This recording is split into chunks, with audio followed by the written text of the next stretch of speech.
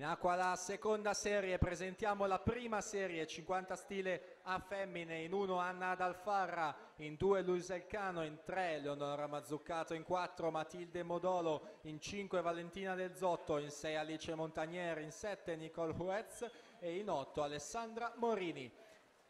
Tanto già siamo all'epilogo di questa seconda serie, atlete tutte sulla stessa linea, dovrebbe essere la Cervellin della quarta corsia con 30,75 davanti a Alessia Tagliapietra, 31,09.